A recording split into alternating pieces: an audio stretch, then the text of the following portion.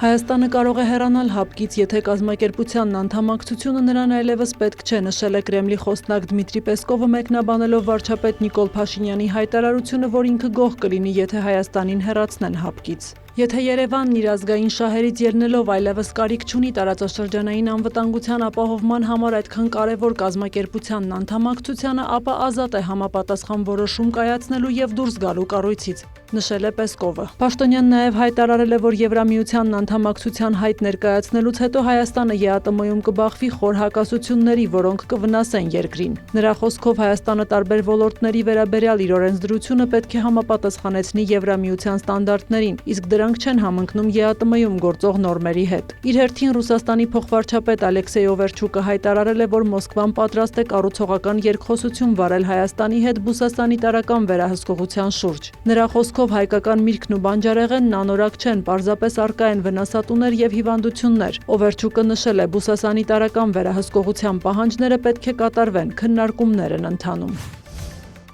Ուկրաինայի անկախության 35-ամյակի առթիվ նախագահ Վոլոդիմիր Զելենսկին հայտարարել է, որ միջին հեռահարության հրթիռների շնորհիվ Ուկրաինան խաթարում է Ռուսաստանի լոգիստիկան, իսկ հեռահար հարվածները զրկում են Մոսկվային եկամուտներից։ Նա նշել է, որ Ռուսաստանին պետք է բերել բանակցությունների սեղանի շուրջ։ Զելենսկին անդրադարձել է նաև Պեկինի դիրքորոշմանը, նշելով Չինաստանն այլևս չպետք է լռի։ Ավելի վաղ նա հայտարարել էր, որ ուկրաինական ուժերը պաշտպանում են Դոնեցկի մոտ 20%-ը։ Զելենսկին հերթական անգամ պնդել է, որ Ռուսաստանը սեպտեմբերի պետդումայի ընտրություններից հետո ամենայն հավանականությամբ կմոբիլիզացնի ևս 300,000 զինվոր։ Նա նաև նշել է, որ կա Փետրիոտ համակարգերի հրթիռների մատակարարման նվազման միտում, եւ դա կախված է հիմնականում ամերիկյան կողմից։ Զելենսկին հավելել է, որ պատերազմի պայմաններում երկրում ընտրությունների անցկացումը կործանարար հետևանքներ կունենա։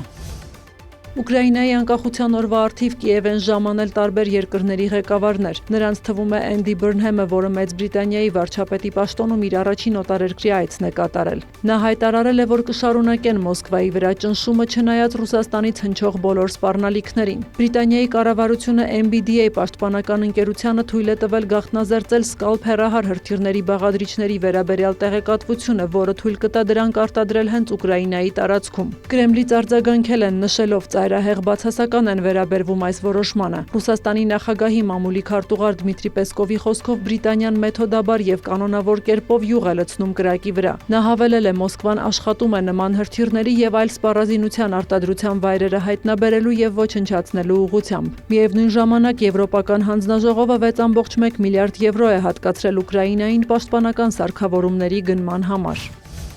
ԱՄՆ ֆինանսների նախարար Սքոթ Բեսենթը հայտարարել է, որ օգոստոսի 24-ից մեկնարկում է Իրանի դեմ ֆինանսական ամենախոշոր գործողությունը, որը Վաշինգտոնն անվանում է տնտեսական D-Day, այն համեմատելով Երկրորդ աշխարհամարտի ժամանակ Նորմանդիայում ամերիկա-բրիտանական զորքերի ափանման հետ։ Բեսենթի խոսքով նպատակն է կտրել Իրանի բոլոր տնտեսական կենսապահովման շղթաները, մինչև Թեհրանը մենակ մնա։ Պաշտոնյան շեշտել է, նրանք, ովքեր վախենում են մարտահրավեր նետել Իրանին, պետք է նաև չանտեսեն Վաշինգտոնի համբերությունը փորձելու գինը։ Իրանից արձագանքել են այս հայտարարությանը։ Երկրի ազգային անվտանգության բարձրագույն խորհրդի քարտուղար Մոհսեն Ռեզային հայտարարել է, որ ԱՄՆ-ի տնտեսական պատերազմի շարունակման դեպքում անգամ մեկ կաթիլ նավթ չի արտահանվի Հորմուզի նեղուցից կամ Պարսից ծոցի որևէ այլ վայրից։ Նա շեշտել է, ցանկացած երկրի մասնակցությունը կամ աջակցությունն ամերիկյան տնտեսական պատերազմին Իրանը կդիտարկի որպես իր ժողովրդի դեմ պատերազմական գործողություն։ Իրանի արտգործնախարարության խոսնակ Էսմայիլ Բաղային նույնպես Միացյալ Նահանգների տնտեսական ճնշմանը միացող երկրներին սպառնացել է հետևանքներով։ Պաշտոնյան հավելել է, Թեհրանը պատժամիջոցներին հակազդելու համար կօգտագործի իր բազմակողմ բոլոր հնարավորությունները։